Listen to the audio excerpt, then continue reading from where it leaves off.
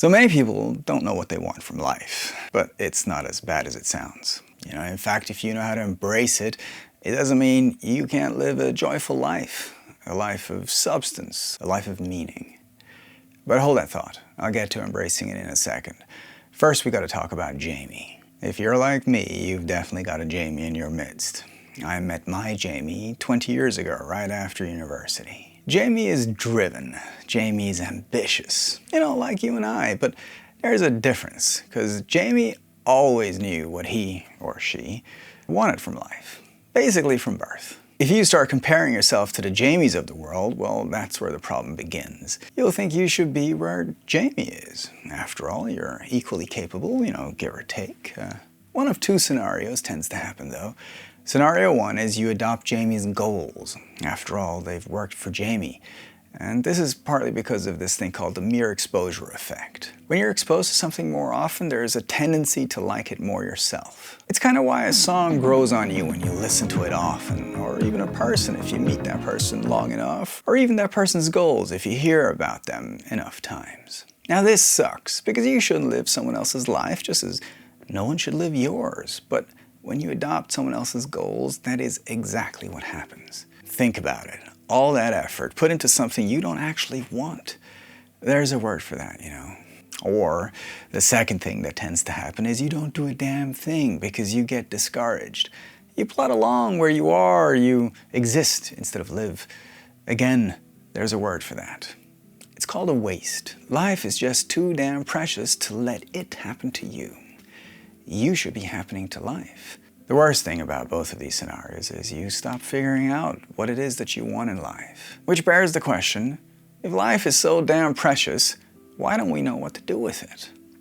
There's a million reasons, I'm sure, and you might have two conflicting paths. One prioritizes stability and the other one focuses on freedom. It's a great way to get stuck in a state of analysis paralysis, Or maybe you've invested years into a particular field, which makes it even harder to try something new, no matter how unfulfilled you really are. But there's a line just for you from the Sunscreen song from back in the 90s. Don't feel guilty if you don't know what you want to do with your life. The most interesting people I know didn't know at 22 what they wanted to do with their lives. Some of the most interesting 40-year-olds I know still don't. He was talking to me then and still is today because I still don't know what I want to be when I'm older. You might say, hold on there, Olivia. You mentioned earlier that ain't such a bad thing at all. Well, have you heard the phrase, look before you leap?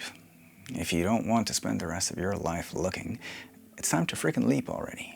You see, it doesn't matter if you will ever know what it is that you want to do with your life, because I believe knowing is not where a meaningful life is born. Not for people like us. There's a word in German that describes us perfectly.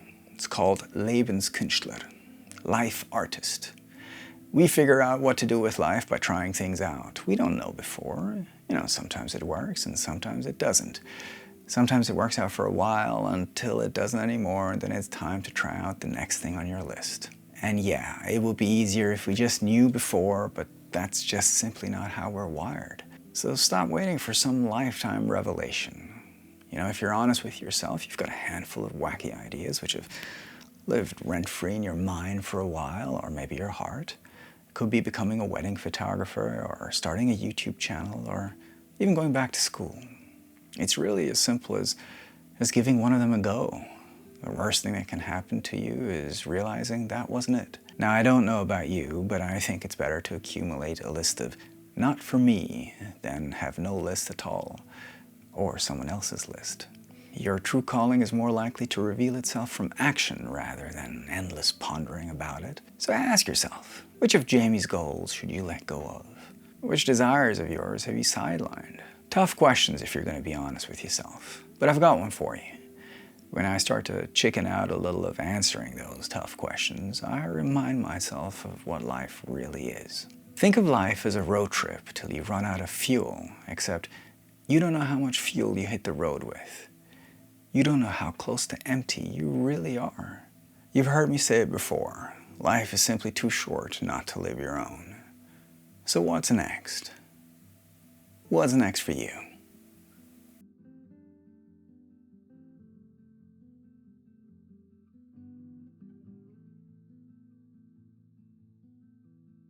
As always, peace.